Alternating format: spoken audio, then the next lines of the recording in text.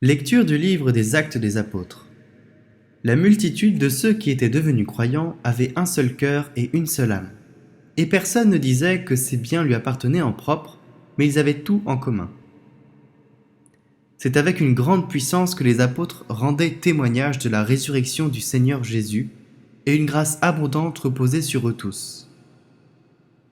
Aucun d'entre eux n'était dans l'indigence, car tous ceux qui étaient propriétaires de domaines ou de maisons les vendaient, et ils apportaient le montant de la vente pour le déposer aux pieds des apôtres, puis on le distribuait en fonction des besoins de chacun.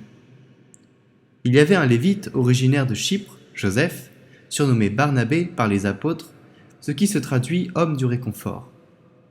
Il vendit un champ qu'il possédait et en apporta l'argent, qu'il déposa aux pieds des apôtres.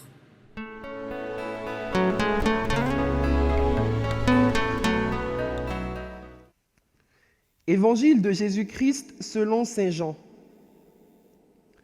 En ce temps-là, Jésus disait à Nicodème, « Il vous faut naître d'en haut. Le vent souffle où il veut, tu entends sa voix, mais tu ne sais ni d'où il vient, ni où il va.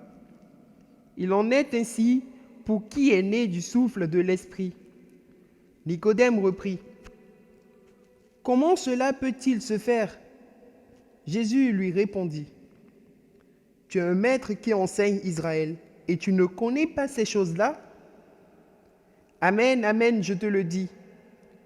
Nous parlons de ce que nous savons, nous témoignons de ce que nous avons vu, et vous ne recevez pas notre témoignage. Si vous ne croyez pas lorsque je vous parle des choses de la terre, comment croirez-vous quand je vous parlerai des choses du ciel?